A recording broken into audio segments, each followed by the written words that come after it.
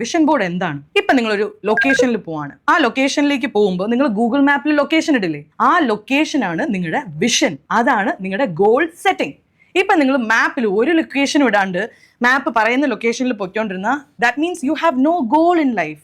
നിങ്ങളുടെ vision board ആദ്യമൊക്കെ നിങ്ങൾക്ക് കാണുമ്പോൾ നിങ്ങൾ ഇങ്ങനെ നോക്കേണ്ടി വരും കുറേ നേരം. അതായത് ഇപ്പോൾ ഫസ്റ്റ് ടൈമാണ് നിങ്ങൾ നോക്കുന്നതെങ്കിൽ you will have to look at each and every picture. ഇതിൻ്റെ ഇമോഷൻ എന്താണ്, ഇപ്പം നിങ്ങളുടെ എന്തൊക്കെ പോയിന്റ്സ് ആണ് നിങ്ങൾ എഴുതിയിരിക്കണമെന്ന് നോക്കുകയാണെങ്കിൽ ഹെൽത്ത് ഉണ്ട്, വെൽത്ത് ഉണ്ട്, നിങ്ങൾ പഠിക്കുന്ന ഒരാളാണെങ്കിൽ എഡ്യൂക്കേഷൻ ഇതിൽ ഇമ്പോർട്ടൻ്റ് ആണ്.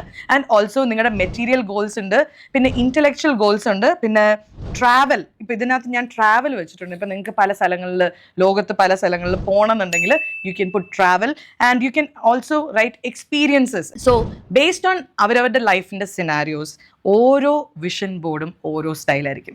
Every time you see this emotion വരണം. ഇത് ഓൾറെഡി കിട്ടി എന്നുള്ള രീതിയിലായിരിക്കണം നിങ്ങളുടെ ഇമോഷൻ. അതായത് ഇത് എനിക്ക് കിട്ടുമോ, വിൽ ഐ ഗെറ്റ് ദിസ്, ആ ഡൗട്ട് നിങ്ങളുടെ അകത്ത് വരാൻ പാടില്ല. എല്ലാം പ്രസൻറ്റ് ടെൻസിലായിരിക്കണം എഴുതുന്നത്. അതായത് ഐ വിൽ ബി ഹാപ്പി എന്ന് പറഞ്ഞാൽ എന്താണ്, ഫ്യൂച്ചറിൽ ഞാൻ ഹാപ്പി ആവും. അങ്ങനെയാണെങ്കിൽ ലൈഫ് ലോങ് നിങ്ങൾ ഫ്യൂച്ചറിലേ ഹാപ്പി ആവുള്ളൂ. അപ്പം എന്താണ് എഴുതേണ്ടത്? I am happy right now.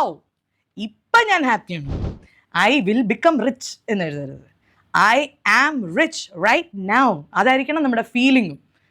I am loved, I am successful. അപ്പം എന്താ പറ്റുന്നതെന്ന് വെച്ചാൽ ഈ പറയുന്ന ഗോൾസ്, ഈ ഗോൾസിനൊക്കെ ഒരു വൈബ്രേഷൻ ഉണ്ട്. ഈ ലോകത്ത് എല്ലാത്തിനും ഒരു വൈബ്രേഷൻ ഉണ്ടല്ലോ, കറക്റ്റ് അല്ലേ? അപ്പം ഈ ഗോൾസിന് എന്തുണ്ട്? ഒരു വൈബ്രേഷൻ ഉണ്ട്.